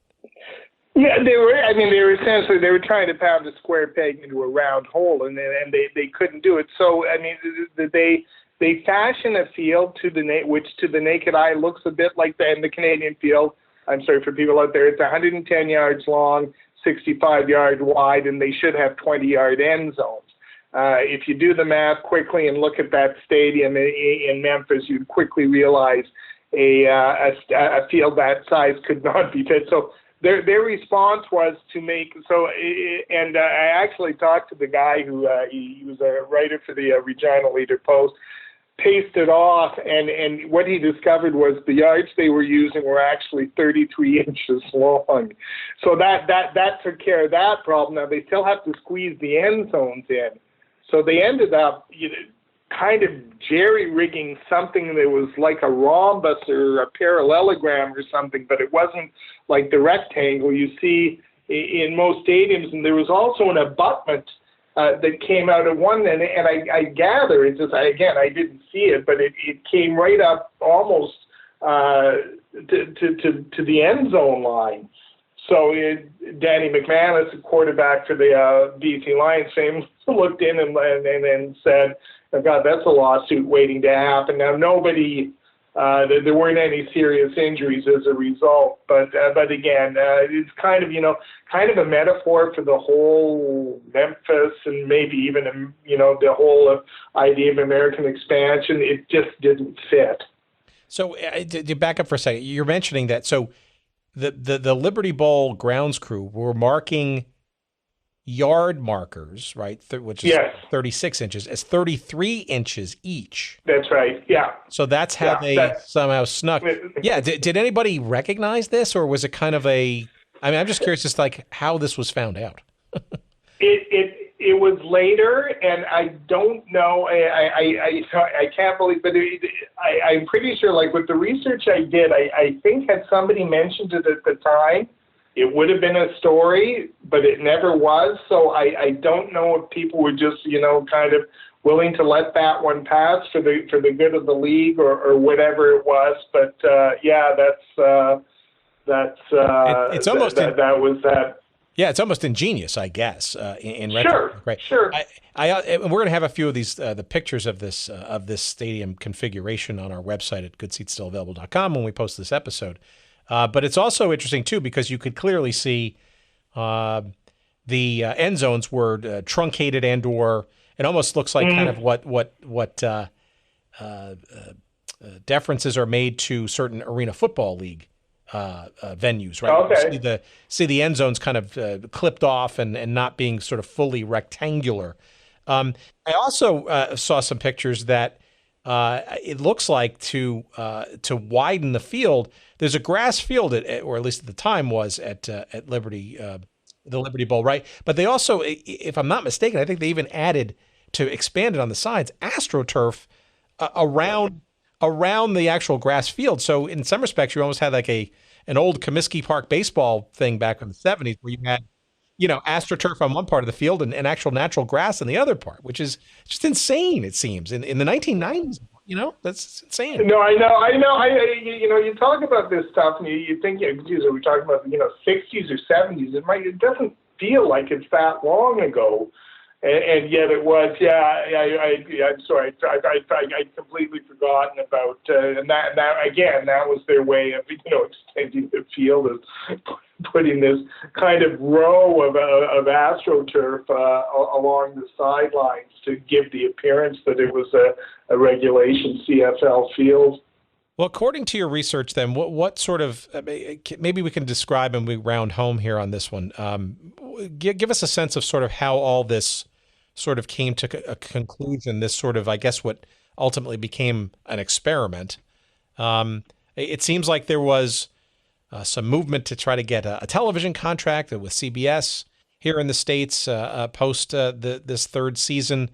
It seems that, there were, some signs of maybe trying to continue to do this, but what in your sort of estimation was sort of how did it sort of unfold as a collapse, if you will, and an abandonment ultimately of staying in the United States for this league? Well, it seems as simple, and I'm going on, the story Larry Smith told me. It just seemed like the American owners banded together and said, "Not like we just can't do. We're not going to do this anymore." And they meet. They meet in Toronto, and I gather it's. Most of these guys had access to private planes or within it, so everybody flies in Toronto for these final meetings, and that's it. And it seems to me it actually takes place at the end of the '94 season.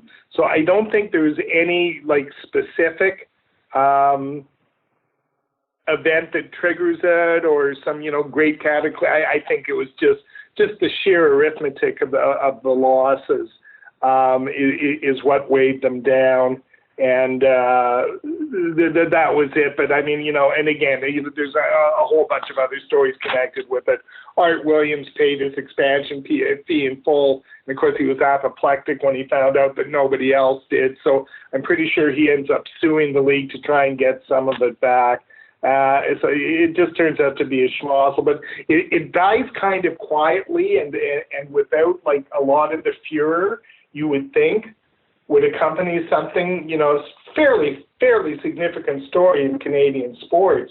It just kind of, oh well, here they go again, and they were gone, and they were gone seemingly as quickly as they'd appeared. Do you think the NFL ever feared or feared is maybe a strong word, but was concerned about the CFL? Because I do think there are a bunch of folks who think that.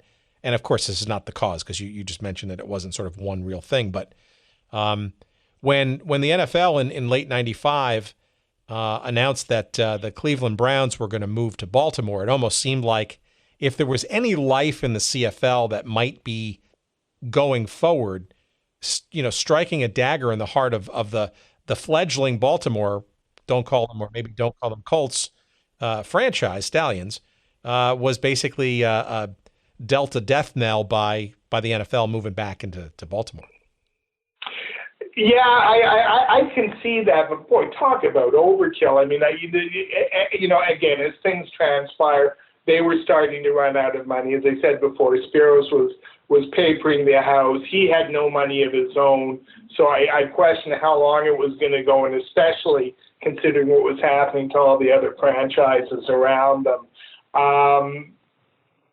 And the other part of that is I think I mentioned this earlier, it's either 1996 or 1997, the NFL arranges an interest-free loan, which goes a long way towards keeping the CFL afloat before there's another series of events that happen, which really solidifies the league and kind of moves it out of this danger area. So I wouldn't hold anything against the NFL. And I would believe that, but again, I kind of have a hard time believing they would be that petty, and that mean-spirited that they would, knock it out just for that reason. I think what they saw was there was a market, a very vital, vibrant market still in Baltimore that they needed to get a hold of.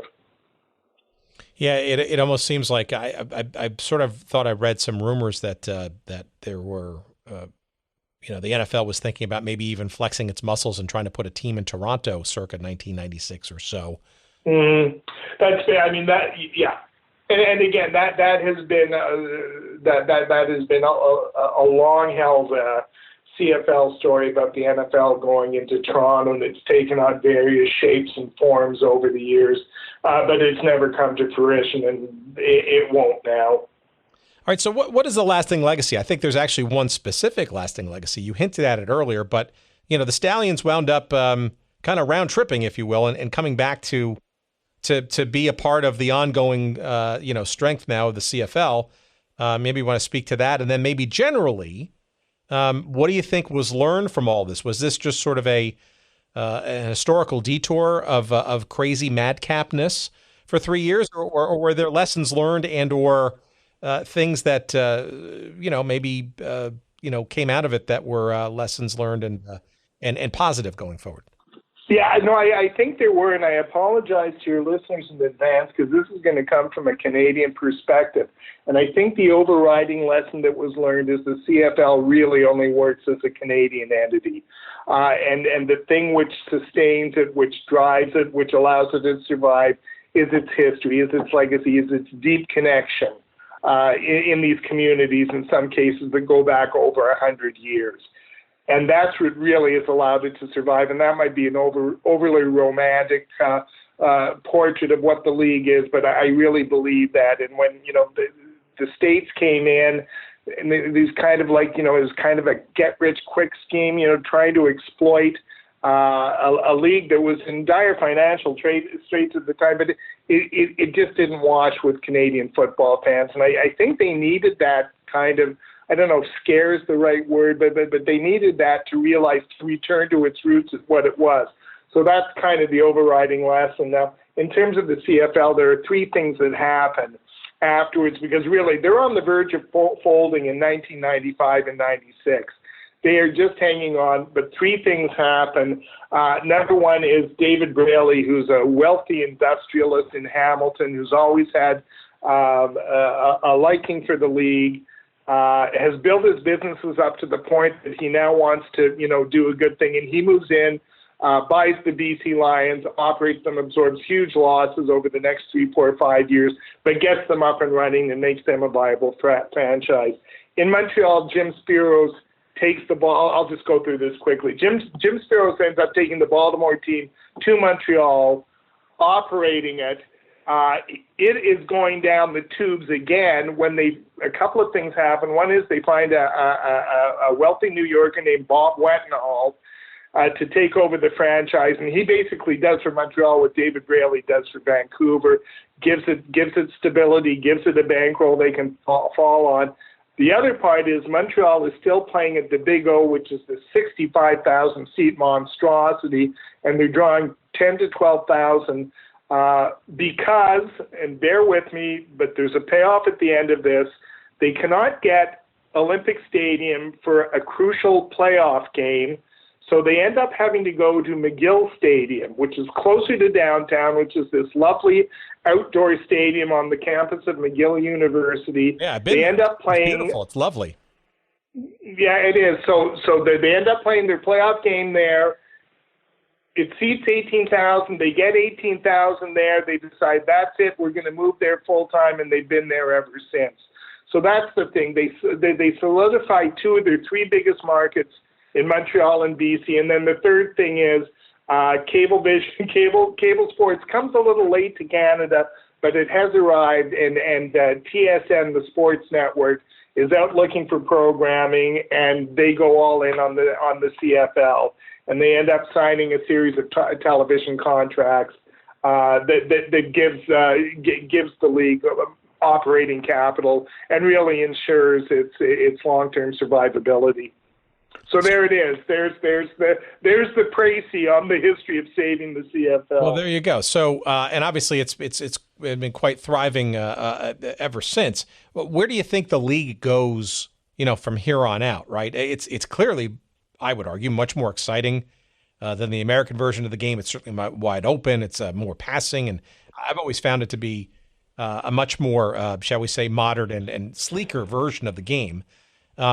But, how much further? I mean, can the league grow beyond 8-10 teams? In Canada, can you get into smaller markets or is it just going to be, sustainable and steady as she goes and incrementally growing over time? Is there talk of further expansion, but perhaps this time in Canada? Are there other markets to go in Canada? What are the thoughts there? Well, there is one. So I mean, the long-held dream of the CFL is to put a franchise in Halifax, and that pretty well covers the country. Now you've got a team in the Maritimes in Quebec, Ontario, all the way through. Now, the first talk of a Halifax franchise goes back to the early 1980s, and J.I. Albrecht, the character who shows up with the Shreveport Pirates, is instrumental in that. It never gets off the ground. They're trying hard now. Again, on some level, the TV contract, such as it is now, almost covers teams' payroll. So, if you can get like a stadium, the generates enough revenue, then you can sell 20 to 25,000 seats. You can make a go of it in the CFL, and that's what they're hoping for. They still don't have the venue and they don't have an owner yet, but there is really a concerted effort to try and get it there. Anything beyond that, I think, is probably a question of the reach exceeding the grasp. I'm just not sure. Quebec City, there's been a presumption that Quebec City could support a CFL team. The college team there, the Laval University team, does very well.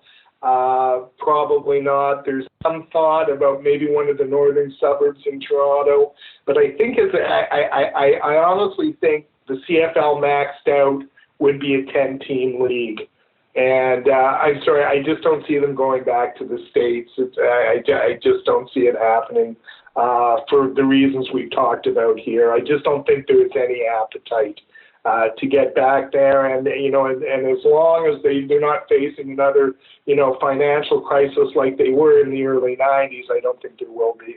All right, last question: the CFL and its place in Canadian sports and or pro sports landscape. Obviously, Major League Soccer has had some success. You've got the start of the new Canadian Professional League in soccer coming soon. Hockey always been sort of the national sport. Where does the CFL sort of fit or rank in the Canadian sports landscape? Is it, and obviously it's got a heritage and a rich one at that. Is it strong? Is it weak? Is it on the rise again? Where sort of does it fit, I guess, in the overall sort of Canadian sports fabric? It depends where you're asking that question and the age of the person you're asking it to. So I am 62. So I'd say people like what do they call that? The baby boomer echo. For those people who were raised in the 6-channel universe, who weren't bombarded, the CFL is such an integral part of their upbringing. It was almost the equal of the NHL, and because there were so many more Canadian cities involved, I'd say you could make the argument it might even be bigger in some sectors. So for people of that age, the CFL will always have a near and dear spot. Unfortunately, the audience for the CFL has been graying, and they've had, especially in Montreal and Toronto and Vancouver, a hard time attracting the younger crowd. Now, like I said, it depends where you ask that question. In the prairies, in Edmonton, in Calgary, in Saskatchewan, in Winnipeg, there's still an it factor to the CFL, which kind of defies reason. And there's NHL teams in Edmonton and Calgary, but it just seems its roots are so deep in those communities that the attraction is there, and it will take a lot more than that to drive it out. So it's kind of holding its own right now. It's the television money makes it viable and makes the whole thing work.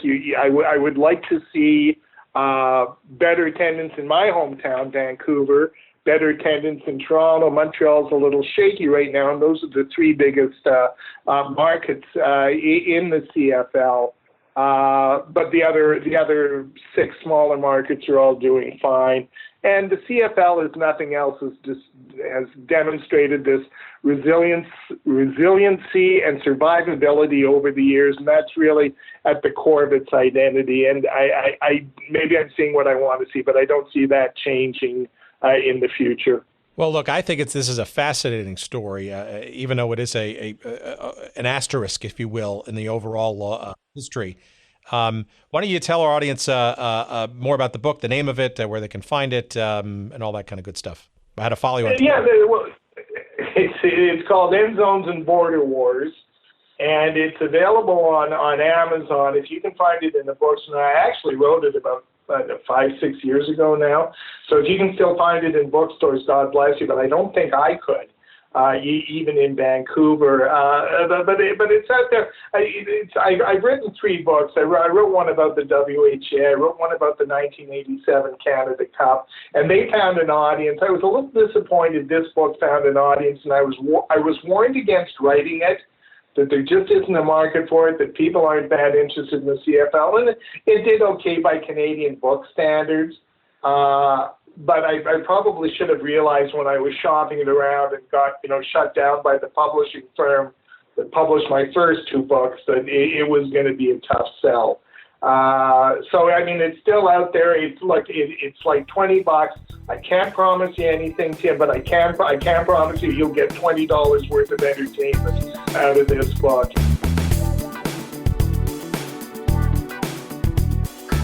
I am telling you, I don't know what other show goes to these great lengths to get into the sheer arcana, if that's a word, of things like pro football in the 1990s, the Canadian Football League, and its experiment, if you will, with placing franchises south of the border in the United States.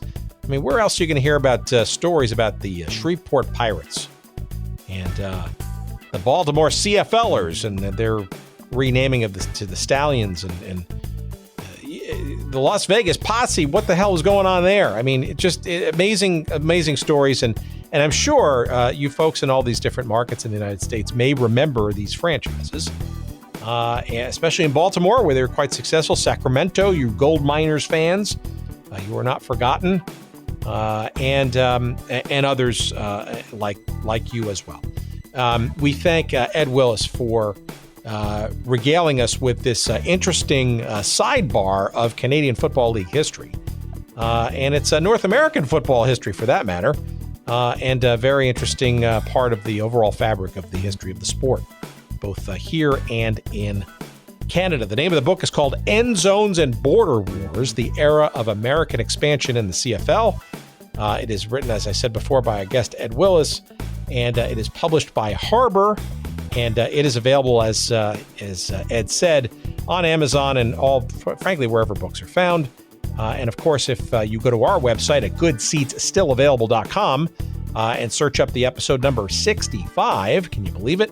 Our interview with Ed Willis, you will see a link to that book. You will see some interesting images. We've got some pictures of the Liberty Bowl as it was constructed and reconfigured for the Memphis Mad Dogs, and all kinds of other hilarity and frivolity from those three interesting, shall we say, years of Canadian/American football in the CFL on that website. So by all means, bookmark it and go there as early and often as you can. It's goodseatsstillavailable.com, and we appreciate that. Of course, you're going to find our social media feeds there too, but you can also write these down and go directly to those places too if you'd like. On Instagram, we're at Good Seats Still Available. On Twitter, we're at Good Seats Still. There's a page devoted to us on Facebook as well. And, what can I tell you? There's plenty of ways to get in contact with us, keep in touch with us, see the various promotional items that we have. We've got a newsletter. You can sign up for that on our website, blah, blah, blah. Let's see what else. We want to thank our friends at Podfly Productions, in particular, the good Dr. Jerry Payne, who painstakingly, get it, haha, puts our pieces together and makes our show sound somewhat decent. We appreciate his efforts, as well as Podfly Productions. And if you want to get a taste of what quality podcast production is all about, make sure you check them out at podfly.net. That's podfly.net, Podfly Productions. And that's it for this week. I appreciate it. This is a fun little nook and cranny that we went down, and we guarantee that we're going to find some more. There's plenty more where that came from. And we encourage you to bookmark us and or subscribe to us and or download us and or whatever you do.